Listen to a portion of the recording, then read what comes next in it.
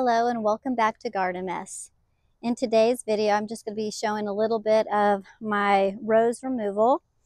Again, I have Rose Rosette Disease that has unfortunately infected my rose bushes here. These are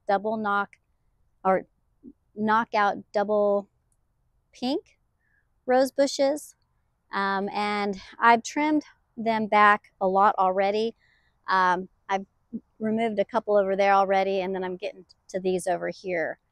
But just so you can kind of see the mite damage, I'll come a little closer so you can see it. In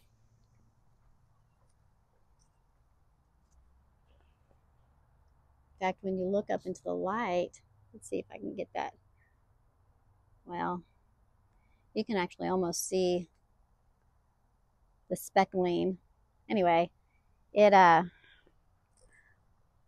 when you have Rose Rosette Disease on your rose bushes, you must bag everything, including the roots, and toss it in the trash so that no mites, for one, can spread and get on any other plants, because if there's any roses anywhere nearby, they will get on them and they will spread the virus.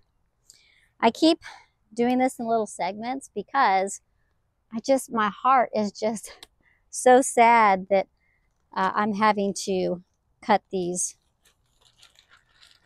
Every time I make a snip, I get just a little bit more sad. You know, I think, oh, these look so great. All these leaves are so healthy. But when you have Rose Rosette Disease, delaying is not your friend. You need to go ahead and get it taken care of and get them removed. All right, so how do you know if you have Rose Rosette Disease? Well, let me find one of the blooms that'll show you. See if I can find one.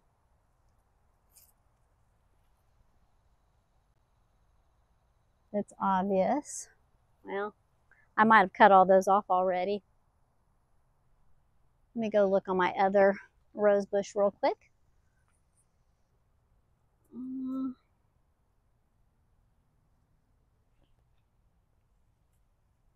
No. All these look good because I cut all the really bad, ugly ones off. So at least the plant didn't look so bad until I could get it removed. But let me look over here real quick. Oh, here we go. Okay, this will be perfect right here. All right, so this can happen in stages. At the beginning of the year, I didn't have this thorny part. Let me see if I can turn this camera around this way, because it seems like, there we go. Let's do that. All right, so you see the thorns. See how the thorns are right there? They're very wicked looking. They're very close together. They're not normal looking. In fact, they're not pokey. They're kind of, see how easy they just fall right off? When they're young, they're very soft. But then, if you look at the blooms, see how hold on. See how the flower buds have, it's hard to do and hold at the same time. See how the flower buds have leaves coming out from the center of them? So that's another telltale sign. And that's why they call it witch's broom, because it really does make the flowers just look at that. That's a flower bud, but it's creepy looking. And it's not the redness of the leaves, because roses, they bloom, you know, they flush out with new leaves that are red or purple, and then they turn green. But with the Rose Rosette Disease, they don't do that, and they just grow in weird spots. It's all just just gnarly looking. Of course, look, isn't that that rose doesn't even look right. You see how the pattern is not, it doesn't even open correctly. So that's Rose Rosette Disease, and that's what you need to look for. this crazy, the other thing is, so you can kind of see this, notice how this stem is very fleshy, green and soft, and it grows super fast. That's another telltale sign. So you have these crazy little spikes, and then you have the leaves coming from the flower buds themselves. And then you have, and I'll show you another example of this real fleshy stem. And look, see how this stem is skinny down here? And then how this one's fat and thick? That's another telltale sign. That should not be. So, Rose Rosette disease, y'all. Well, I was just trimming away, just talking away, and was not recording any of it. I thought I was. Okay, going back to the beginning. All right, I showed you the roses, what it looked like with the Rose Rosette disease, what to look for. And you can't see this, but everything I'm cutting has no evidence of the Rose Rosette disease, none. These are wonderful canes, pretty flowers, healthy leaves, nothing wrong whatsoever, not even evidence of mites. But I have to get rid of it. It's sad, but that's just what has to be done. Now, the roses are not able to be healed. You cannot heal them of the Rose Rosette disease. Rose Rosette disease is a fatal disease to the rosebush. There are some promising trials for some rose varieties that can be resistant to the Rose Rosette disease. So you may want to do your own research and see if you can find those varieties and put them in your landscape. I won't be putting any of them in because the ones that I did find that were showing promise were all red. And I haven't gotten to that point where I want red roses yet. I like pink. But you might want to do your own research, especially if you live in an area like mine that does have Rose Rosette disease in the area. Again, it easily spreads by mites. The mites float in the wind, in the air, and can go from one house to another and continue on going. Such a pretty little rose bud. But anyway, the other thing to keep in mind is that your local extension office probably is keeping track of Rose Rosette disease in the area. And so if you're not sure, call your local extension office and see where they have had reports of it and see if it's anywhere near you. That'll be a good way also to protect your landscape, your roses. The other thing I wanted to note while you watch me do this is that when I was trimming these the other day, I've already removed half of their growth. And so I've already done a full, I'm cutting them into little pieces so that I can fit it all in this bag. But when I was doing this the other day, I noticed that I had white flies on them as well. And every so often I would cut some and I'd see those little white flying bugs. Now, I'm pretty sure they're white flies, but they could be little white aphids maybe, or white gnats, I'm not sure.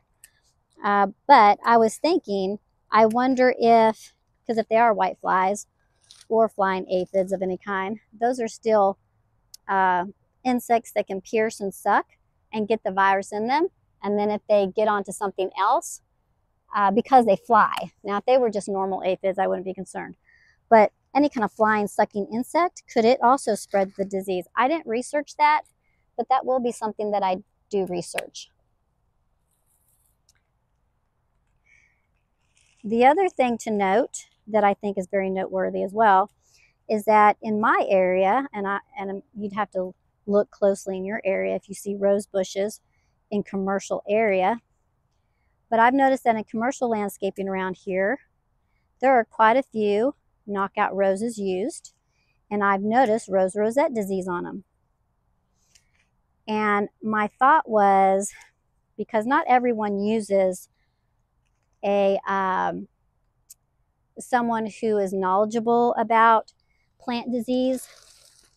They're just people who maintain the landscape by, trimming or hedge trimming, removing weeds, mulching up again, planting annuals, seasonal color. That's the extent of their knowledge. They're not very versed on plant health, plant disease, things like that.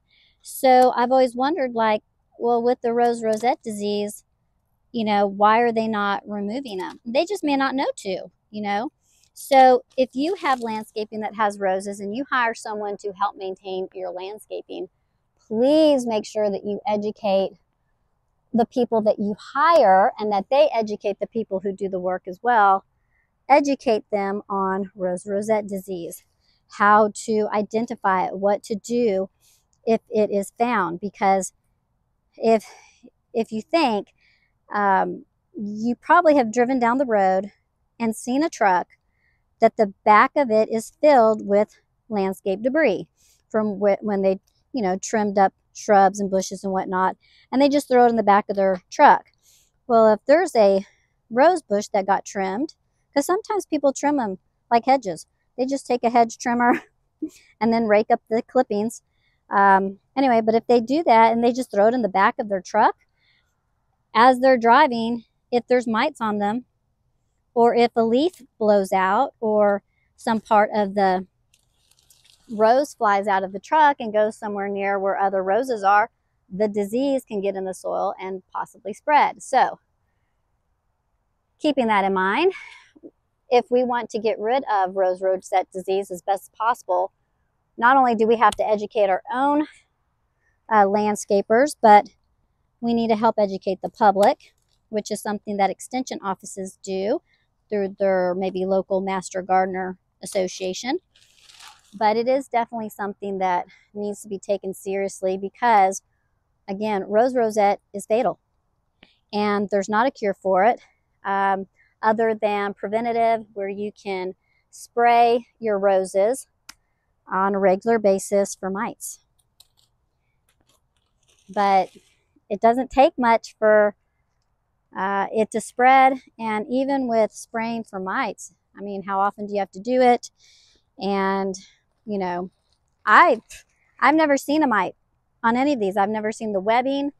I've never seen any evidence of mites on my rose bushes. So I missed it. I didn't notice until my roses came out looking crazy. And I knew what it was. And as soon as I saw it, I was devastated. And anyway, but that's part of life, especially roses. Anyway, I'm going to go ahead and pause this, and I'm going to keep removing this, and I will pick this back up when I'm to the next phase, which is digging out the roots.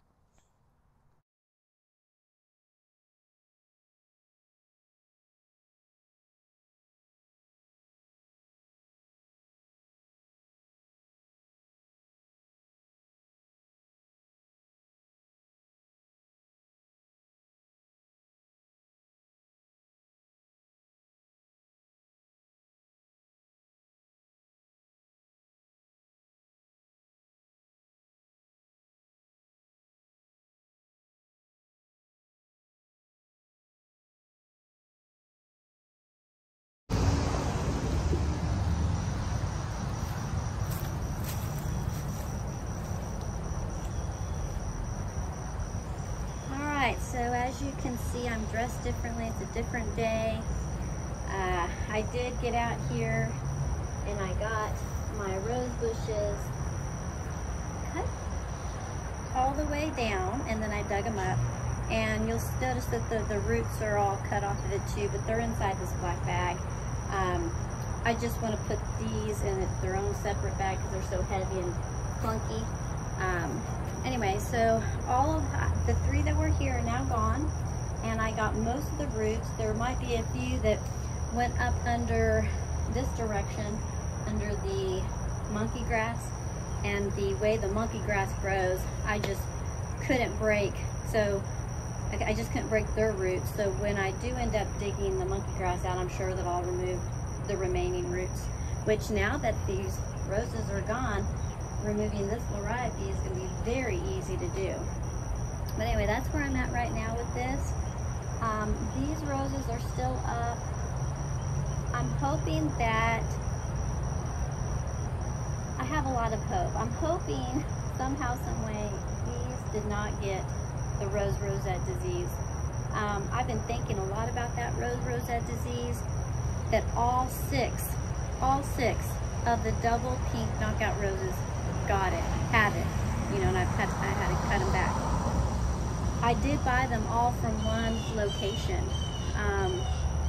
and so I'm thinking they were already sick when I bought them, and they may not have had mites anymore. They just may have been infected with the virus. So I may not have had mites that it spread, because they all had it, and they all have it around about the same progress of the disease. I first noticed some red markings on the stems, and it looked like, you know, maybe, you know, someone dripped little drops of blood on it. Anyway, so I've been really thinking, like, what happened? I haven't noticed any other Rose Rosette anywhere else around my house, and nobody actually has any roses over here. So I really think that they were already sick when I bought them, and probably just didn't have any evidence or sign of it. So I think I just unluckily bought sick plants. Anyway, so maybe good idea maybe not to buy all your roses from one location. Maybe, you know, buy them from different places, maybe, if you're going to buy a lot like I did. Anyway, so I am hopeful that these drip roses, which I bought separately from when I bought the double knockout roses, I did buy these separately. They were kind of close to where they could have touched, so potentially rubbing might have spread the disease, but I will be watching it, and if these do come down with Rose Rosette, I will also pull them out. I'm really just hoping that they do not come down with it, and if they do, years from now, because I want to enjoy them for a little bit while longer yet. So anyway, that's where I am. I didn't video any of this part where I, you know, dug them up. And I did break all the leaves, all the debris, just to help out, make sure there's no debris left to break down the soil. I still have to get up under these roses and get all the mulch and everything removed and replaced, just to prevent any further spreading. So that's what I will be doing later. But for now, I still have those three behind the camera to take care of and dig out. So I'm going to video some of that so you can see how challenging it was. This took a long time.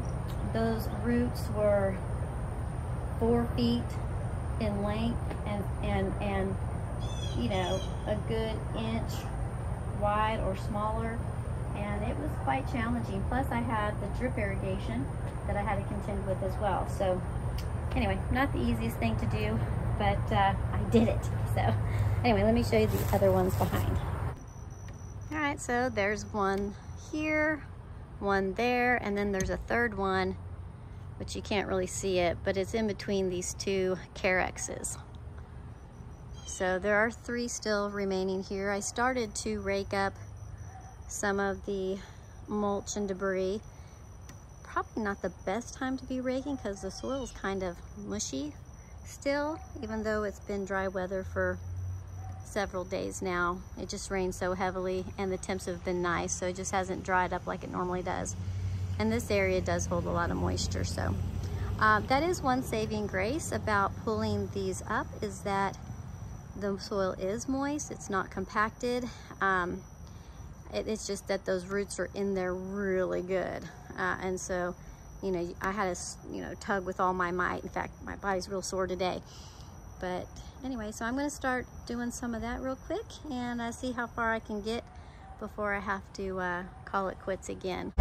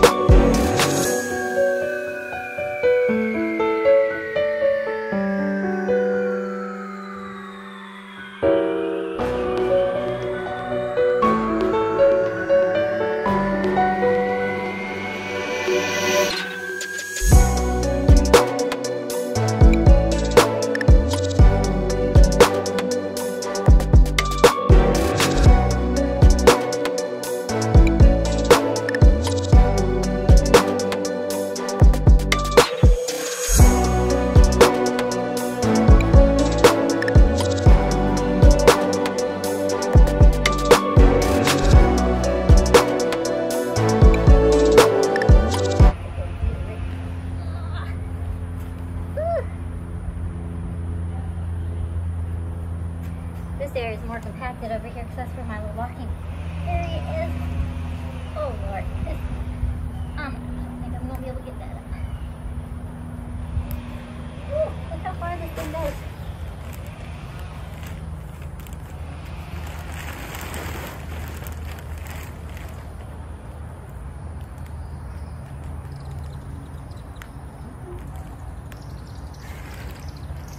Woo-wee. This might be from my tree that used to be here. That might not even be my rose bush.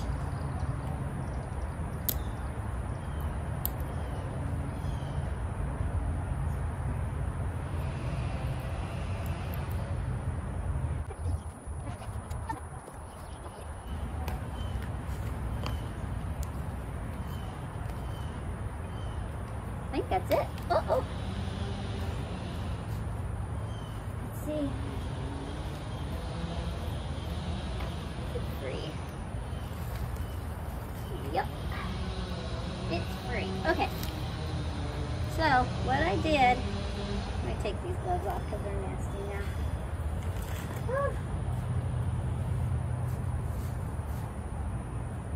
Yesterday too.